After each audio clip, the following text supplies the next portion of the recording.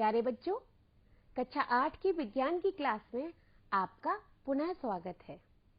आज हम फिर से पाठ 16 ऊर्जा के वैकल्पिक स्रोत के भाग 2 का अध्ययन करेंगे। इस भाग में हम सीमित तथा असीमित जो ऊर्जा है उसके बीच के अंतर को उदाहरण सहित समझेंगे और solar panel, solar cell, solar cooker तथा अन्य मॉडलों के बारे में जानकारी प्राप्त करेंगे। बच्चों, आज के इस भाग में हम विस्तार से किन किन चीजों पर चर्चा करेंगे, किन किन चीजों के बारे में जानेंगे, क्या क्या नई जानकारी प्राप्त करेंगे, उस पर थोड़ी सी नजर डाल लेते हैं। जैसा कि हम जानते हैं, हमारे पाठ का नाम है ऊर्जा के वैकल्पिक स्रोत। आगे के इस भाग में हम सौर ऊर्जा, जल ऊर्जा, पवन ऊर्जा, बायोमास, बायोगैस, ये सारे हमारे ऊर्जा के वैकल्पिक स्रोत हैं। इनके बारे में हमने पिछले भाग में संक्षेप में समझा था और आज हम इनको विस्तार से समझेंगे। उसके बाद हम समझेंगे सोलर कुकर का मॉडल और सोलर सेल का मॉडल। फिर हम ऊर्जा के संरक्षण के बारे में जानकारी प्राप्त करेंगे। तो इस तरह से आज के इस भाग में हम इतनी सारी नई नई जानकारियां समझेंगे और उनका अध्ययन करेंगे। बच्चों, आगे बढ़ने से पहले हम जरा ये जानकारी आपसे चाहते हैं कि इससे पहले हमने क्या क्या पढ़ा है। इससे पिछले वाले भाग में हम क्या क्या जान चुके हैं। तो आपको सबको याद ही होगा, लेकिन फिर भी एक नजर डाल लेते हैं कि इससे पहले भाग में हम क्या क्या पढ़ चुके हैं। हम जान चुके हैं ऊर्जा क्या होती है, ऊर्जा की आवश्यकता हमें क्यों होती है, हमने इसको पिछले भाग में समझा। उसके बाद ईंधन क्या होता है, भोजन की आवश्यकता हमें क्यों होती है, इसके बारे में भी हमने अपने भाग 1 में अध्ययन किया था। और उसके बाद ऊर्जा के स्रोत क्या होते हैं और कौन कौन से होते हैं, ऊर्जा के पारंपरिक स्रोत और ऊर्जा के वैकल्पिक स्रोत। तो ये सारा हम अध्ययन अपने पिछले भाग में कर चुके हैं। ऊर्जा के वैकल्पिक स्रोत जो होते हैं, जरा बताइए क्या क्या होते हैं। जी हाँ, आपको पता ही होगा, जैसे कि जल, पवन, सौर ऊर्जा, इस तरह से जो ऊर्जा के वैकल्पिक स्रोत होते हैं उनके बारे में हमने संक्षेप में पिछले भाग में जाना था। अब हम इन पर विस्तार से चर्चा करते हैं। सबसे पहले आती है सौर ऊर्जा। ऊर्जा के वैकल्पिक स्रोत में हम आज सौर ऊर्जा के बारे में बात करते हैं। बच्चों, सूर्य से हमें क्या क्या प्राप्त होता है? जैसा कि हमने बताया था कि ऊर्जा का जो मुख्य स्रोत है वो क्या होता है?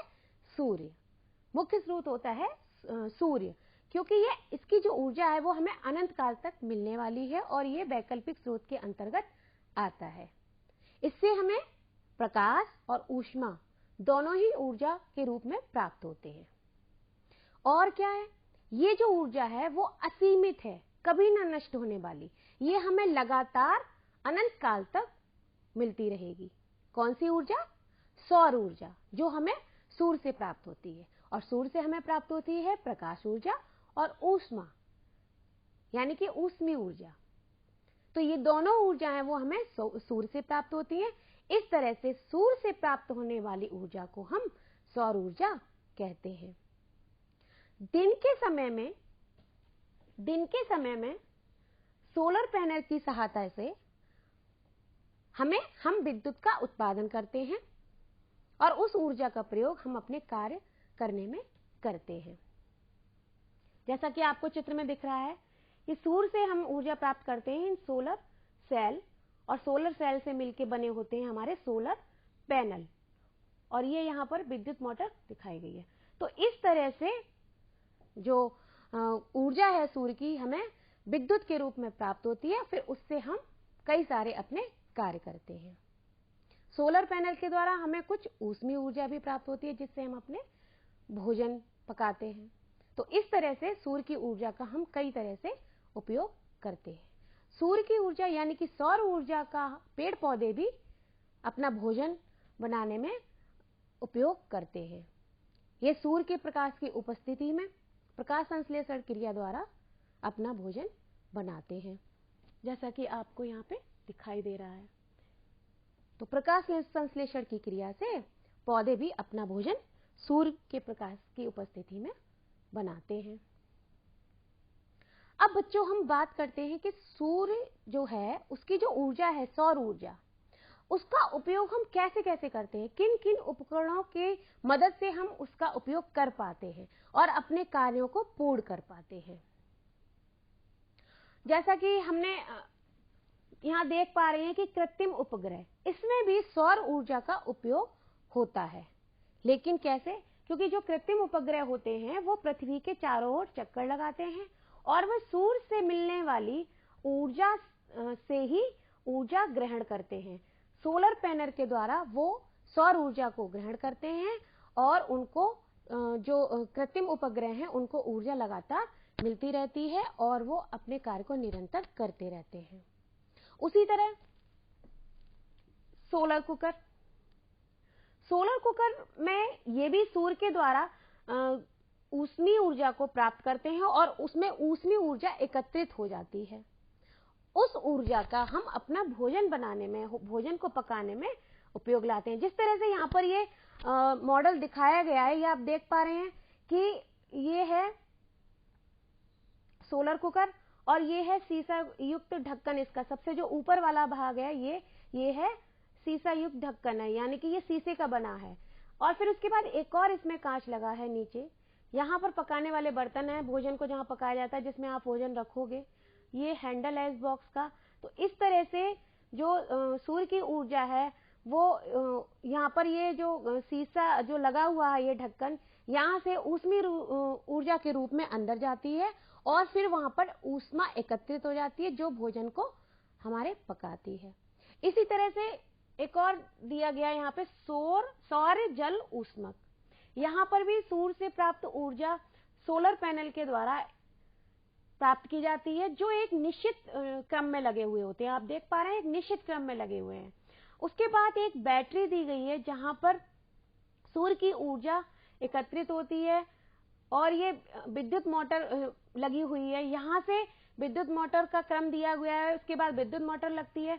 नीचे से जो आने वाला जल है वो यहाँ से, यहाँ आप देख पा रहे हैं कि नीचे से जो आने वाला जल है भूमि के अंदर का, वो ऊपर की तरफ आता है विद्युत मोटर के द्वारा, क्योंकि उससे विद्युत उत्पन्न होती है और यहाँ पर वो ऊष्मीय ऊर्जा में कन्वर्ट होती है। सौर ऊर्जा, जो सूर्य की ऊर्जा है वो ऊष्मीय ऊर्जा में परिवर्तित होके और उस जल को गर्म करके यहाँ पर जो जल पंप लगा है, यहाँ से वो जल गर्म होके निकलता है।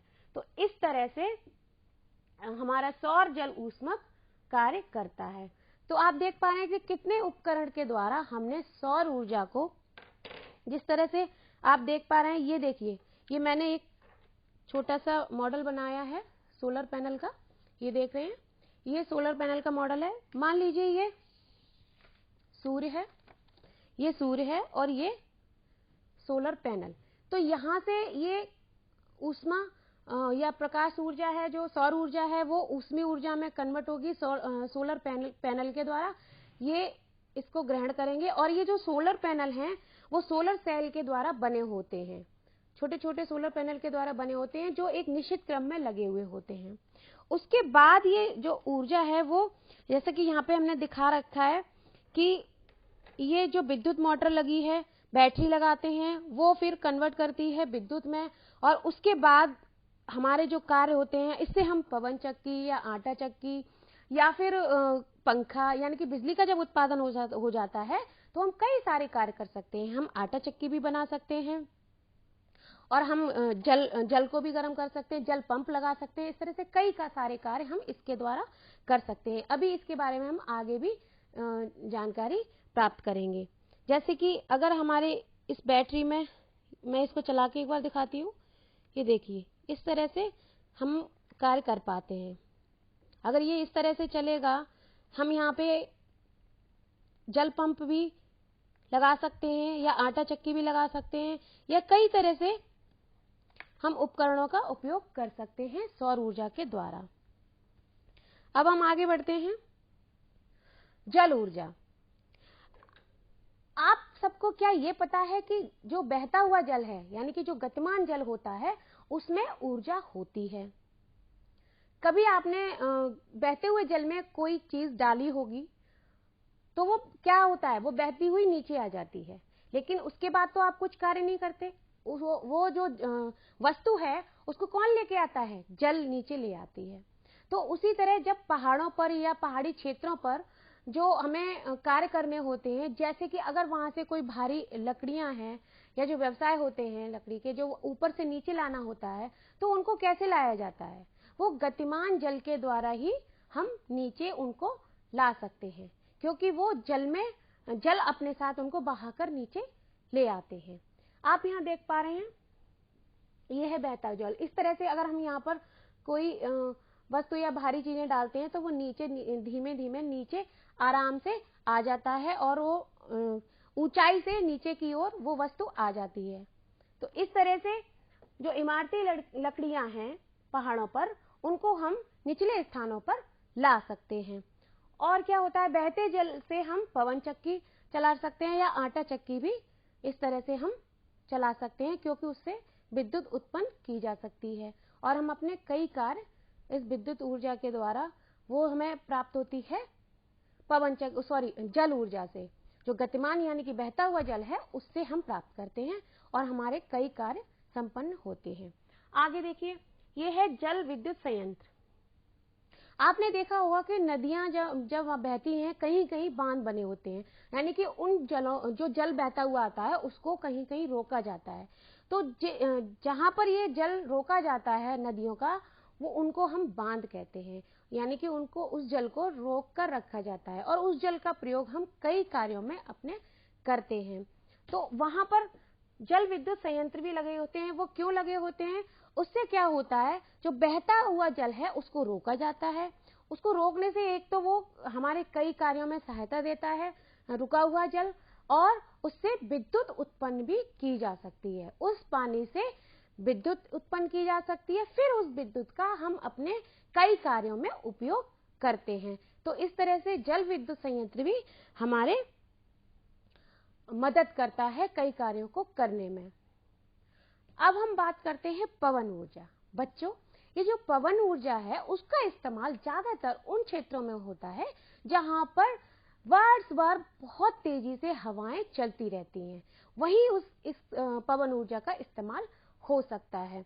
वहां पर आप देख पा रहे हैं, जैसा कि चित्र में ये देखिए पवन चक्की बनी हुई है, और जहां तेज हवाएं चलती हैं, जैसा कि चित्र में दिखाया जा रहा है, वहां पर तेज हवाएं चलती हैं और पवन चक्की का इस्तेमाल होता है।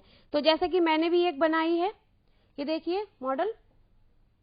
इस तरह से वहां चक्कियां जगह जगह लगी होती हैं जहां पर तेज हवाएं चलती हैं, और उस तेज हवा का उपयोग इस तरह से वहां लगी होती हैं पवन चक्कियां, और उनको हम इस तरह से जो तेज हवा होती है उसका उपयोग हम उनको चलाकर करते हैं।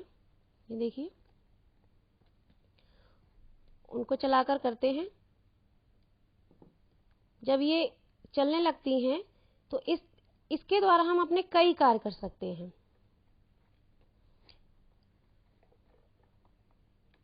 तो इस तरह से आप देख पा रहे हैं, मैंने ये मॉडल बनाया है पवन चक्की का, जहां पर तेज हवाएं चलती हैं वहां पर ये उपयोग में लाई जाती हैं। वहां पर चक्की है, आटा चक्की है, इस तरह से कई सारी अपने कार्य हम निपटाते हैं। इसको मैं अभी 1 मिनट चला के दिखाती हूँ, आप देख लेंगे तो आपको समझ आ जाएगा।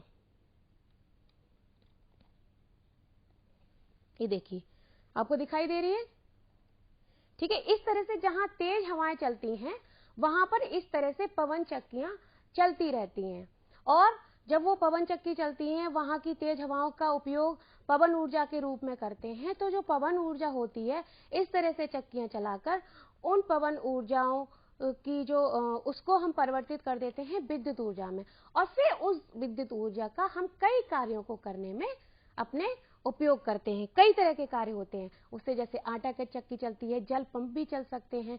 तो इस तरह से हम विद्युत का उत्पादन करते हैं इन पवन चक्कियों की मदद से, और ये हमारे कई कार्यों में मदद करते हैं। तो आपने ठीक से देखा, तो ये मॉडल आप आसानी से बना सकते हैं।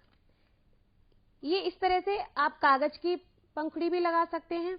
कई तरह से इस मॉडल को बनाया जा सकता है, चाहे आप गत्ते का उपयोग कर सकते हैं, और इसमें मैंने एक स्विच दिया है, तार दिया है, एक बैटरी का उपयोग किया है इस मॉडल को बनाने में। आप इसको दूसरी तरह से भी बना सकते हो, कई तरह से इसको बना सकते हैं। गत्ते का उपयोग कर सकते हो, या नीचे जो स्टैंड है यहाँ पर मैंने गत्ते का उपयोग किया, यहाँ पर आप लकड़ी का स्टैंड भी बना सकते हो। आप देख पा रहे होंगे लकड़ी का स्टैंड भी बना सकते हो। तो ये सब आप अपने घर पर ट्राई करेंगे, ये आपको समझाने के लिए था। अब हम आगे चलते हैं। बायोमास, बायोमास क्या होता है बच्चों? बायोमास के अंतर्गत क्या क्या चीजें आती हैं, जैसे कि फसलों के अवशेष, चीनी मिलों के अवशेष, यानी कि जो चीनी मिलें होती हैं वहां पर जो अपशिष्ट पदार्थ होते हैं वो घरेलू एवं नगरीय, यानी कि शहर का जो कचरा है और घरों का कचरा है, वो औद्योगिक कचरा जो उद्योगों में या कारखानों से निकला हुआ जो कचरा होता है, वो पशुओं के मलमूत्र, गोबर, लकड़ी आदि, ये सभी किसमें आ जाते हैं? बायोमास के अंतर्गत आते हैं। तो इस तरह के जितने भी अपशिष्ट पदार्थ हैं जो अभी आपको बताए, ये सभी किसके अंतर्गत आते हैं? बायोमास के अंतर्गत। हम बायोमास को जलाकर हम क्या करते हैं? उससे ऊष्मा उत्पन्न करते हैं और फिर उसको विद्युत ऊर्जा के रूप में उत्पादन किया जाता है। तो इस तरह से बायोमास को जब हम जलाते हैं और फिर उसके बाद जो हमें ऊष्मा मिलती है, उससे हम विद्युत ऊर्जा का उत्पादन करते हैं। और जब विद्युत ऊर्जा का उत्पादन हो जाता है तो उससे हम अपने कई कार्य निपटाते हैं, कई कार्यों को संपन्न करते हैं। और क्या है बच्चों? बायोमास से प्राप्त जो ऊर्जा होती है वो प्रदूषण कम करती है, उससे ग्लोबल वार्मिंग है उस पर नियंत्रण पाया जा सकता है, जो इस समय हमारे लिए बहुत बड़ा संकट है ग्लोबल वार्मिंग। तो उससे बचा जा सकता है, उसको रोका जा सकता है, उसमें कहीं ना कहीं कमी आ सकती है। कैसे?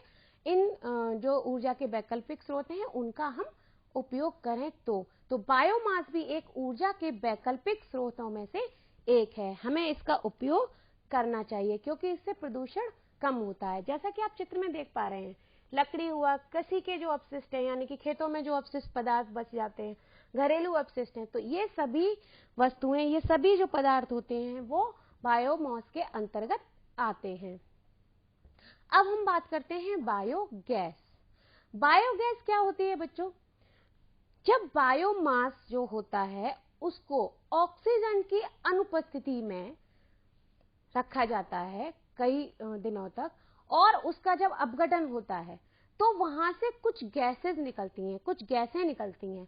उन्हीं में से जो गैस निकलती है उसी में से एक गैस होती है बायोगैस।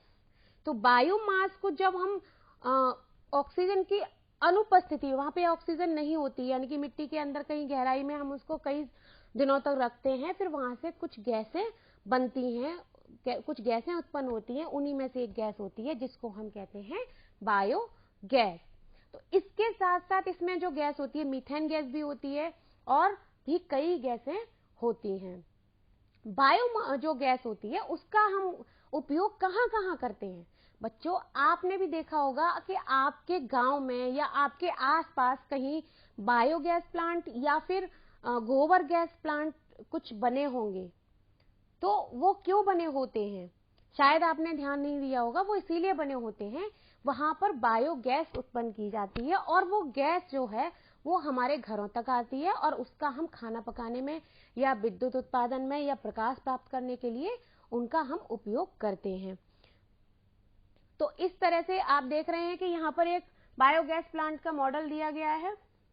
यहाँ पर इस तरह से देखिए, यहाँ से हम अपशिष्ट पदार्थों को डालेंगे और यहाँ पर मान लीजिए ये सारे अपशिष्ट पदार्थ एकत्रित हुए जिसको हम बायोमास बोला, और ये कई दिनों तक यहाँ पर, कई महीनों, कई दिनों तक यहाँ पर ये अपशिष्ट पदार्थ पड़े होते हैं, जहाँ पर फिर इनका अपघटन होकर कुछ गैस बनती है, वो कहलाती है बायोगैस। ये गैस यहाँ पर निकलकर ये गैस पाइपलाइन के द्वारा हमारे घरों तक पहुंचती है और हम उसका प्रयोग अपने घरों में भोजन पकाने, प्रकाश उत्पन्न करने, प्रकाश प्राप्त करने के लिए या फिर कई कार्यों में उनका उपयोग करते हैं, जिससे विद्युत भी उत्पन्न होती है। ये अगर जो एक्स्ट्रा में जो बायोमास आ जाता है एकत्रित, वो यहाँ से ओवरफ्लो होके बाहर निकल जाता है। तो इस तरह का मॉडल हम बना भी सकते हैं और आप इसको जरूर घर पर कोशिश करिएगा बनाने की। अब हम बात करते हैं ऊर्जा संरक्षण की। ऊर्जा संरक्षण क्या होता है बच्चों? हमने ऊर्जा के वैकल्पिक स्रोत के बारे में हमने समझा। हम इसकी बात क्यों कर रहे हैं? ऊर्जा तो हमारे पास पारंपरिक स्रोत भी हैं, जैसा कि हमने पिछले भाग में समझा, पेट्रोल, डीजल। तो उसके बाद हमने ऊर्जा के वैकल्पिक स्रोत की बात क्यों की? हमने ऊर्जा के वैकल्पिक स्रोत की बात इसलिए की क्योंकि जो ऊर्जा के पारंपरिक स्रोत हैं, आपको जैसा कि मैंने बताया कि वो लगातार, वो निश्चित हैं, वो सीमित मात्रा में हैं, तो वो खत्म होते जा रहे हैं और एक समय के बाद वो समाप्त हो जाएंगे। इसीलिए हमें वैकल्पिक ऊर्जा के स्रोतों का ज्यादा से ज्यादा इस्तेमाल करना चाहिए।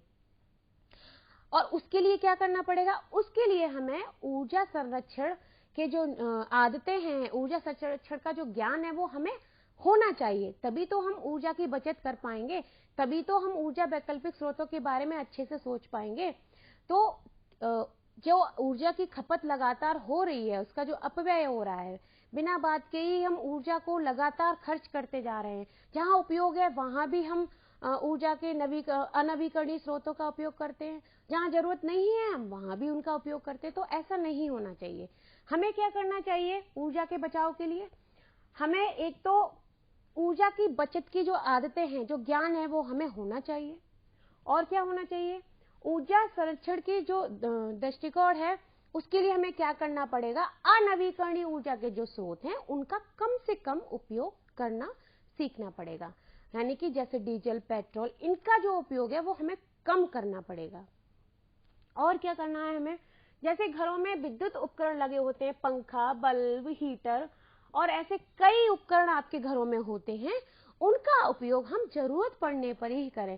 क्या होता है बच्चों, आपने देखा होगा कि आप कमरे में बैठे हैं, पंखा चल रहा है, आप कमरे से बाहर निकल के फिर भी आप उसको चला छोड़ जाते हैं। तो ऐसा बिल्कुल नहीं करना है। और ऐसी तरह हमें लाइट के बारे में भी सोचना है कि जब हमें जरूरत है, यानी कि दिन के समय हम लाइट का उपयोग कम से कम करें, क्योंकि इससे ऊर्जा की खपत होती है। जब हमें जरूरत है तभी हम उसका इस्तेमाल करें। और आगे क्या करना है? सोलर कुकर जैसी कई ऐसे उपकरण हैं, जैसे सोलर कुकर हुआ या प्रेशर कुकर हुआ। अगर हम इनमें खाना पकाते हैं तो क्या होता है? एक तो ये खाना हमारा, इसमें जो सुरक्षित तत्व होते हैं, जो न्यूट्रिएंट्स होते हैं, वो हमारे सुरक्षित रहते हैं, यानी कि वो नष्ट नहीं होते हैं सौर कुकर में खाना पकाने से या प्रेशर कुकर में पकाने से। और उससे ऊर्जा की खपत भी कम होती है। तो हमें इनका इस्तेमाल करना चाहिए। और क्या करना है? प्रकाश प्राप्त करने के लिए हमें ट्यूबलाइट या एलईडी का इस्तेमाल करना चाहिए। जो साधारण बल्ब हम उपयोग में लाते हैं, उसकी जगह हमें एलईडी या ट्यूबलाइट, इनका उपयोग करना चाहिए, जिससे कि ऊर्जा की खपत कम होगी। और हमें क्या करना है? आसपास जब हम कहीं कम दूरी की स्थान पर जाते हैं, तो वहां के लिए हमें एक तो वाहनों का उपयोग नहीं करना है, हम पैदल भी जा सकते हैं, या फिर डीजल, पेट्रोल के जो वाहन है उनका उपयोग हम कम करें, हम साइकिल से भी जा सकते हैं। तो इस तरह से जब हम ये चीजें करेंगे तो हम ऊर्जा का संरक्षण यानी कि उसका बचाव कर पाएंगे। और क्या एक अंतिम चीज बताती हूँ, व्यक्तिगत वाहनों का प्रयोग कम से कम करें। यानी कि जब हम कहीं जा रहे हैं, कहीं दूसरे स्थान पर जा रहे हैं और वहां पर हम पब्लिक ट्रांसपोर्ट से जा सकते हैं, तो हमें उसी का इस्तेमाल करना चाहिए, जिससे कि उस वाहन से ज्यादा लोग अपने गंतव्य पर पहुंच पाएंगे। हम अपने अकेले जाने के लिए ही हम एक गाड़ी का इस्तेमाल करते हैं, तो क्या होता है? उससे ऊर्जा की खपत लगातार होती रहती है और ये ऊर्जा संरक्षण के लिए बिल्कुल सही नहीं है। ये आदतें हमें बदलनी पड़ेंगी। अब हम यहाँ पर बात कर लेते हैं कि आज हमने क्या क्या सीखा। आज हमने बच्चों, हमने जो दोनों भाग पढ़े, उनमें हमने जाना कि जो ऊर्जा होती है वो दो भागों में बटी होती है, नवीकरणीय ऊर्जा में और अनवीकरणीय में, यानी कि सीमित या असीमित। दूसरे हमने जाना कि जल, पवन, गैस, सूर्य, ये सब क्या है? ये नवीकरणीय ऊर्जा के स्रोत हैं। तथा इस भाग में हमने जाना हमने इस पाठ में जाना कोयला, पेट्रोलियम, ये सब क्या है, ये सब उदाहरण है अनवीकरणीय ऊर्जा के स्रोत के। सौर ऊर्जा का जो उपयोग है हम सोलर कुकर और सौर सेल में कर सकते हैं। और हमने क्या जाना, हमने जाना कि जो पवन ऊर्जा है उससे विद्युत का उत्पादन किया जा सकता है। बायोमास जो होती है उसका ऑक्सीजन की अनुपस्थिति में जो अपघटन होता है उससे बायोगैस बनती है। हमने आज इस भाग में ये समझ पाया। जल ऊर्जा का उपयोग हम विद्युत ऊर्जा के उत्पादन में करते हैं।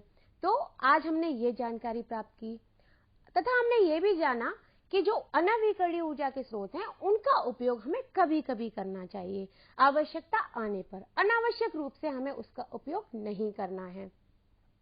और हमने जानकारी प्राप्त करी बायोमास को जलाकर हम ऊष्मा उत्पन्न कर सकते हैं और वो पर्यावरण के लिए हानिकारक भी बिल्कुल नहीं होती है और वो पर्यावरण को बिल्कुल प्रदूषित नहीं करती। तो बच्चों जरा देख लेते हैं कि आज के इस भाग में आप क्या क्या सीख पाए।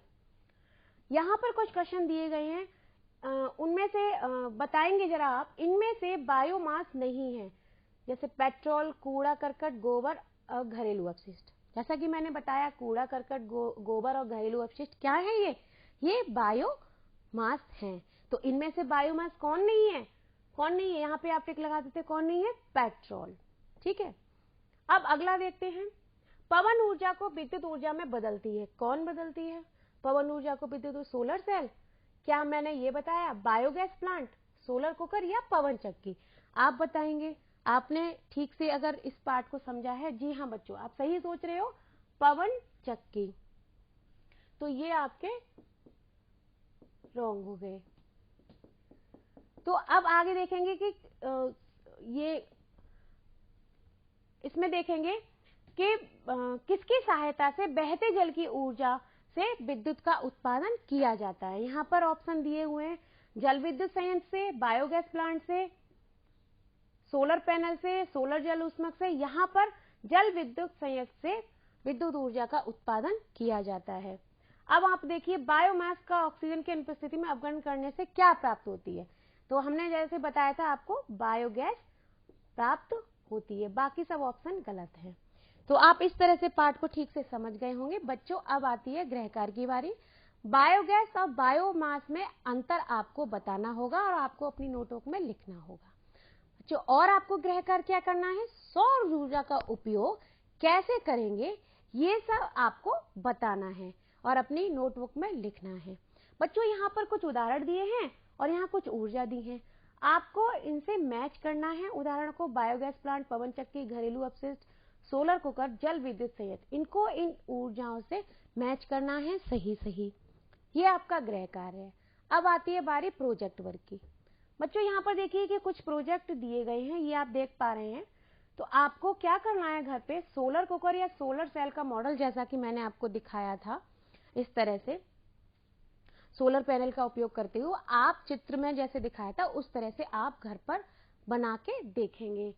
ऊर्जा संरक्षण पर आधारित आप रंगोली या चार्ट बनाएंगे, जैसा कि यहाँ पर देखिए हमारे विद्यालय के बच्चों ने बना रखा है, ऊर्जा संरक्षण पर एक रंगोली बना रखी है। तो आप भी कुछ इस तरह का बनाएंगे। ऊर्जा के प्रकार एवं उनके उचित प्रयोग पर आधारित एक प्रोजेक्ट बनाएंगे, जैसा कि इस बच्चे ने बना रखा है। ये हमारे विद्यालय का बच्चा, इसने एक प्रोजेक्ट बनाया है ऊर्जा के संरक्षण या उसके उचित प्रयोग पर। ये इस तरह का प्रोजेक्ट है। तो आप इस तरह से प्रोजेक्ट बनाने की घर पर कोशिश करेंगे। आशा करते हैं बच्चों आज आपने इस पाठ को बहुत अच्छे से समझा होगा और पूरे पाठ में आपको बहुत मजा आया होगा। अब आप इस तरह से घर पर इसका अभ्यास करेंगे और जो मैंने गृह कार्य दिया है वो करेंगे। इसी के साथ आज का पाठ समाप्त होता है। धन्यवाद।